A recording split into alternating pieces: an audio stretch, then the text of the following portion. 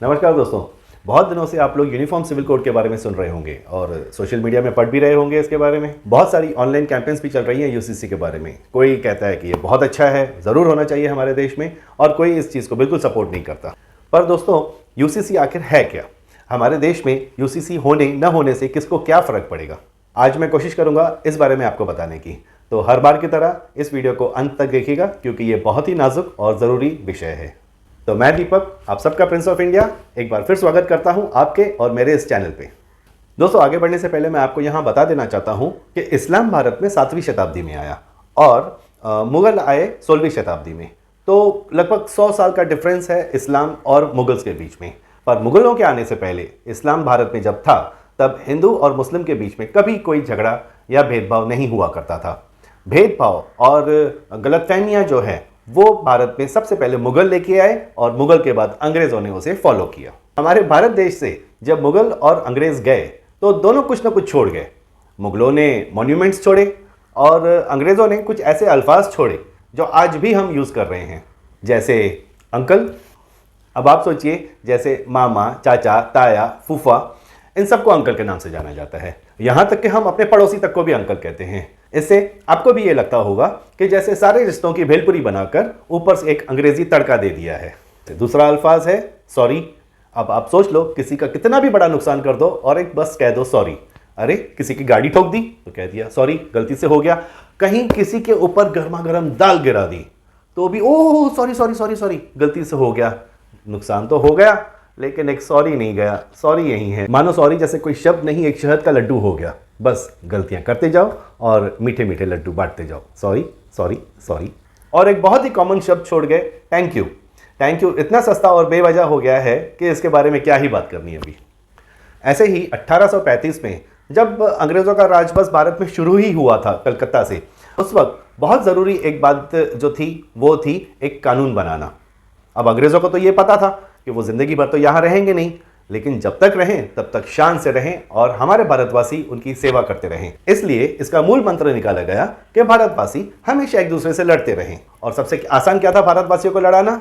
वो था आपस में भेदभाव करना, जो कि मुगल पहले ही कर चुके थे। इसी तरह अंग्रेज भी मुगलों के नक्शे कदम पे चलते हुए उन लोगों ने formula lie divide and rule की। यही divide and rule formula follow करते करते अंग्रेज धीरे धीरे पूरे हिंदुस्तान पे राज करते रहे, करीब 190 सालों तक। 1947 के बाद जब देश का बंटवारा हो चुका था, लाखों लोग पलायन कर चुके थे। काफ़ी सारे हिंदू पाकिस्तान में जो थे वो भारत आ चुके थे, भारत से काफ़ी मुस्लिम्स वहाँ जा चुके थे। उस वक्त पे हिंदू, सिख और जैन समुदाय की संख्या भारत में सबसे ज़्यादा हो गई थी। ज़्यादातर मुस्लिम्स भारत से पाकिस्तान जा चुके थे, लेकिन फिर भी 9 दिसंबर 8% मुस्लिम्स भारत में ही रुक गए, क्योंकि उनके ख्याल और उसूल शायद जिन्ना से नहीं मिलते थे। अब चूंकि भारत आज़ाद हो चुका था, फिर एक बार संविधान बनाने की बात सामने आई। पर भारत दुनिया का एकमात्र ऐसा देश तब भी था और आज भी है जहां विभिन्न जातियों और धर्मों के लोग रहते हैं। पाकिस्तान ने बंटवारे के वक्त ही अपने आप को एक मुस्लिम देश घोषित कर दिया था, और अगर उसी वक्त या उन्हीं दिनों में अगर भारत भी अपने आप को हिंदू राष्ट्र कहलवा देते तो आज परिस्थितियां बहुत बेहतर होती।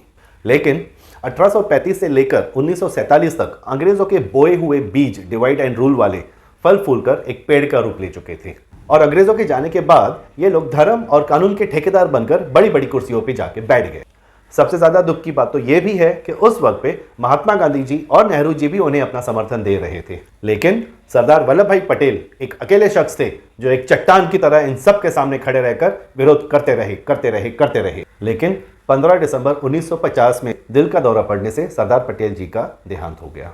सरदार पटेल जी की मौत का फायदा हर उस धर्म के ठेकेदार ने उठाया जो कानून को अपनी जूती पे रखकर उसे खेलना चाहते थे। इसीलिए सरदार पटेल जी के मौत के फौरन बाद जम्मू कश्मीर में धारा 370 और 35A, आर्टिकल 30 मतलब राइट्स टू द माइनॉरिटीज़ और ऐसे मिलते जुलते कई सारे कानून भारत में फौरन लागू कर दिए गए। ये सारे वही कानून थे जिनका जीते जी सरदार पटेल हमेशा विरोध करते रहे, क्योंकि वे जानते थे कि आने वाली पीढ़ियों में ये सारे कानून एक गलतफहमी पैदा करेंगे और आने वाली जनरेशन शायद इनको एक्सेप्ट नहीं करेगी। तब कांग्रेस पार्टी में कोई भी ऑपोजिशन ना होने की वजह से ये सारे कानून बहुत ही आसानी से पास होते गए, और आज ये बात सच भी हो रही है। धर्मपक्ष कानून होने की वजह से बहुत सारे ऐसे लोग हैं जो इंसाफ से वंचित रह जाते हैं। क्योंकि कानून को जब धर्म से जोड़ दिया जाता है तब ना तो ठीक से कानून का पालन होता है और ना ही धर्म का पालन। इसका सबसे बड़ा उदाहरण सामने आया 1978 में, जब बेगम शाह बानो के पति ने दूसरी शादी कर अपनी पहली पत्नी मतलब शाह बानो को 5 बच्चों के साथ घर से निकाल दिया।